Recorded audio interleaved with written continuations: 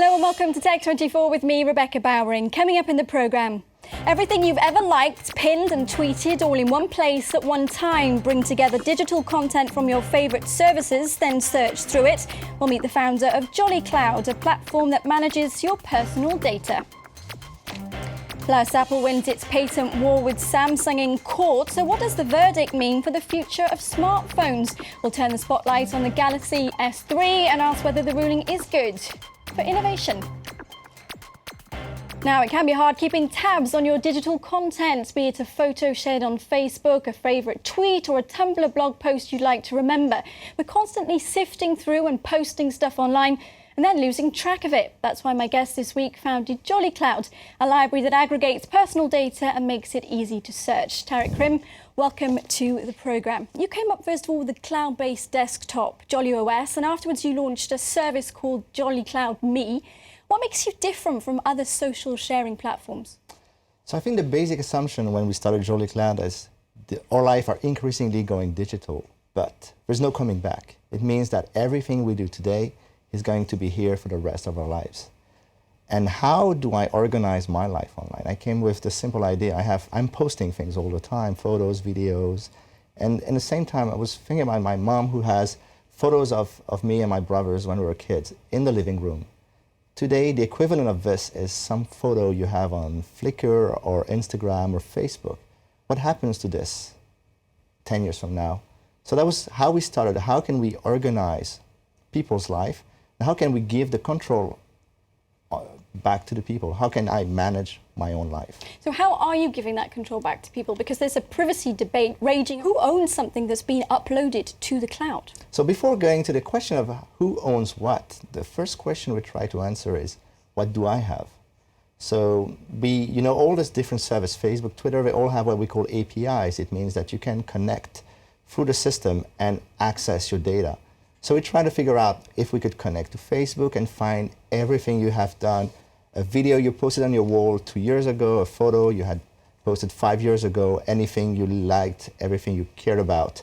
Same thing on Twitter, same thing on Flickr, same thing on all these different services. And we found it extremely hard to actually figure out exactly what you have. And you've called it the Google of yourself, the Google for yourself, meaning that you make the search capacity a very important part of what the service provides. Absolutely. I think it's important not only to be available, to have access to all this content and be able to search. Well, what is about this photo I had 2 years ago? I don't remember exactly. I just go and search on Jolly Cloud and I can find it. So the idea is really to build the equivalent of what Google did for the open web, but for your digital life.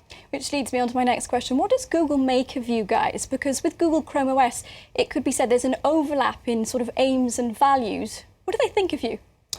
Well, I think Google has always been quite an interesting company. On our side, we think that we've been in the same direction. The web is the next interface. And how can we build a better experience? We believe as an independent player, we're not tied to Google, we're not tied to Facebook, Twitter, and all the other companies. We can provide a better experience. This is what we try to do with Jolly Cloud.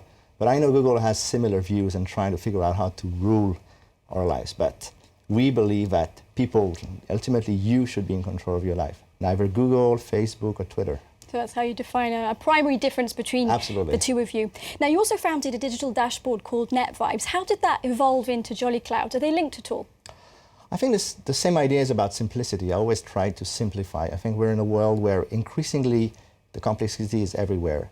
So when I started NetVibe at the time, there was the pre-blog era, and we anticipated a huge growth of news, and the idea of NetVibe was helping people to focus on their news every day. Same news every day, giving people the power to focus. With Jolly Cloud, the idea is more about our life being distributed all over the cloud, and how can we give it the ability to unify, to give me access to all my life in one place. So you have also been helping us to try and deal with this kind of information overload, both Yes. what we create and what has been created. So tell us, what is the next step for Jolly Cloud? Because you're going to release your second iteration very soon, aren't you?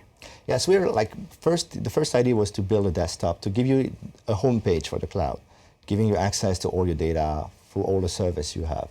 So all your life in one page is pretty much the idea. But we think there's something more important. It's to figure out what are the things that matters so much that you want to preserve them for the rest of your life. And what we're trying to build today is the ultimate time machine, the ultimate way to keep forever. Absolutely. Thanks very much, Thank Tarek. you. Stay with us. We're talking patent wars next.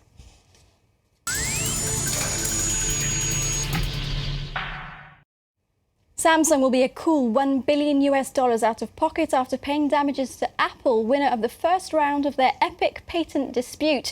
A California jury ruled that some of the Korean giant's products illegally copied software and designs exclusive to Apple's iPhone and iPad. Apple's lawyers want Samsung's most popular handsets pulled from shelves in the US. Samsung has vowed to appeal. Tarek, I noticed you retweeted on Twitter this: "We can all be grateful that the guy who invented the steering wheel wasn't working for Apple." Is that representative of what you think of this ruling? Well, I think that was a quote from John Perry Barlow, who was the founder of the Electronic Frontier Foundation. On patents, I think I always had my vision is that software patents shouldn't be allowed. In Europe, thanks God, we don't have this. Because today, people can patent not only project, but also pieces of project that doesn't allow you, if someday you want to build a service that needs to use one piece, you can't do it because someone else, maybe Apple or Google or Motorola or one of his companies, Microsoft, will tell you can't. Let's pick up the phone a second. You have yourself a Samsung Galaxy S3, don't you? And it's one of the flagship phones from Samsung, their Android handsets. And like its predecessor, the S2, it's not particularly affected by this ruling. But I'm interested to know, what do you like about this phone and what do you think is innovative on Samsung's part? So disclaimer, I have to admit, I'm kind of an iPhone user. I really love the iPhone. It's my primary phone. But I think Samsung is doing amazing stuff. I think that the problem of Samsung is that they have so much money in R&D. They can provide gorgeous screens, gorgeous technology. It's a hardware company. But when it comes to software, to innovation, Apple definitely leads the pack. And the problem of Samsung, they will, in the future, will have to figure out how do they go the Android route with Google? But don't forget, Google acquired Motorola, but is a competitor to Samsung.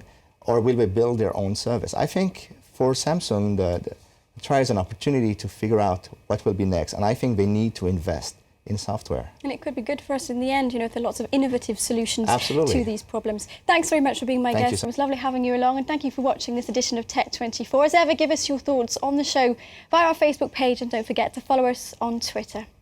And finally, rumour has it the iPhone 5 will be with us in September. As the hype cranks up, spoof promotional videos also abound. This one from the team at Smosh tackles some of the iPhone 4's biggest complaints and suggests jokey solutions. If you're sure you meant to type each word. Do your homework, Billy.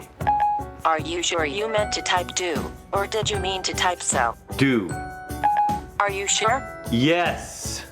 Okay, next word. Did you mean to type your, or did you mean to type beaver? To really give Siri a soul, we're giving you the option to change her voice to the most soulful voice in the world. Hi y'all, I'm Morgan Freeman. Hi, Morgan Freeman! So